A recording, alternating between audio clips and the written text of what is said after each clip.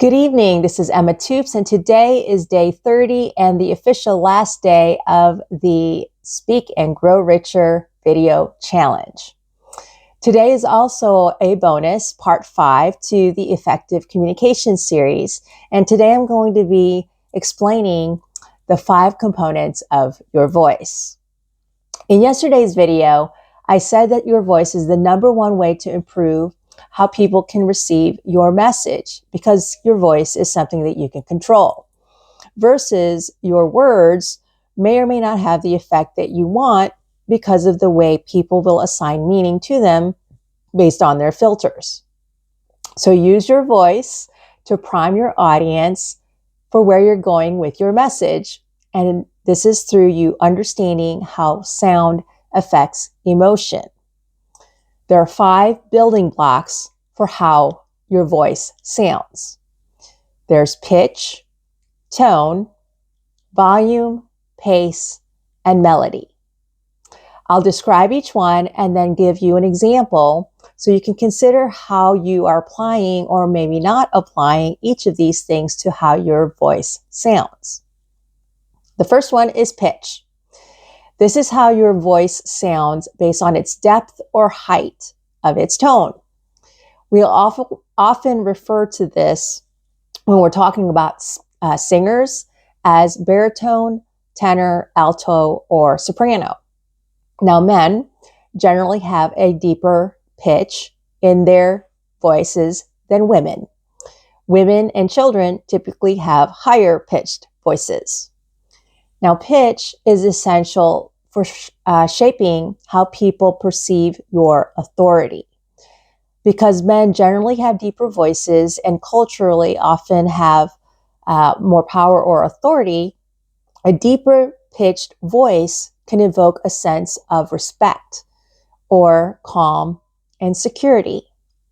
A higher pitched voice is reminiscent of women and children, so the feelings it evokes are often higher energy emotions like excitement, anticipation, or fear. An example of a person with a deep-pitched voice is James Earl Jones. He was the person who voiced Darth Vader in Star Wars, and he was also Mufasa's voice in The Lion King. An example of someone with a higher-pitched voice is Dorothy in The Wizard of Oz. This was Judy Garland.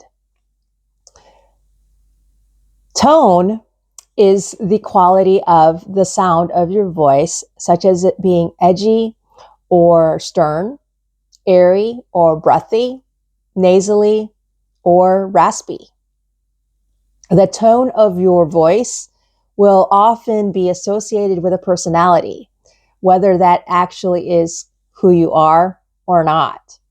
So, for example, Marilyn Monroe had a breathy or airy tone in her voice. Roseanne Barr is an example of someone with a raspy or nasally tone. And Clint Eastwood or Jason Statham are examples of someone with a edgy tone. Volume is how loud or soft your voice is. And depending on the context, you want your volume to be appropriate for being heard and understood. For example, if you're giving instructions, you want to speak a little bit louder. If you're trying to calm someone down, your voice should probably be a little softer.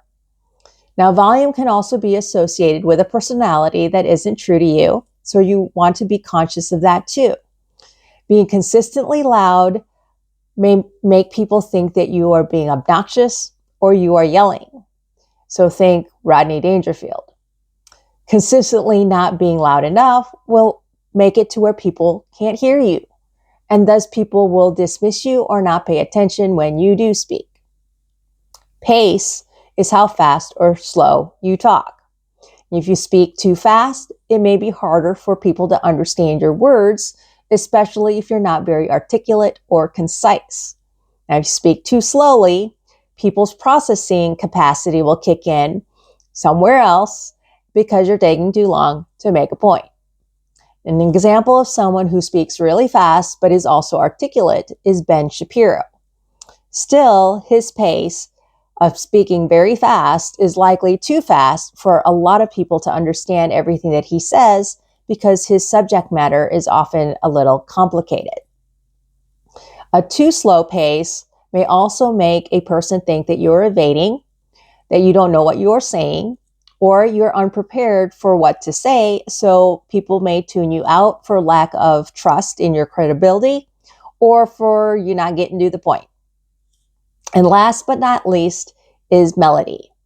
This is the variety of pitch and tone in your voice.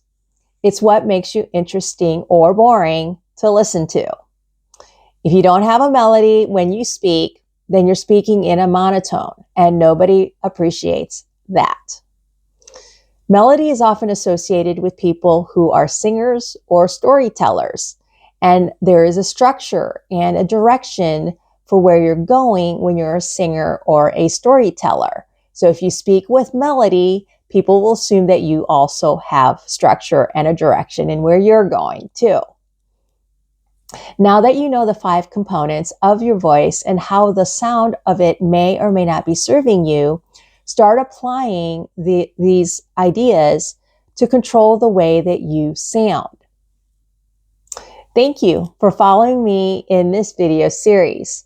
I have learned a lot in doing a video every day, and I hope that you have learned something in following me and watching my videos too. I plan to establish a routine for future videos, which I don't yet know what that is, but follow me to stay informed, and I'll talk to you next time.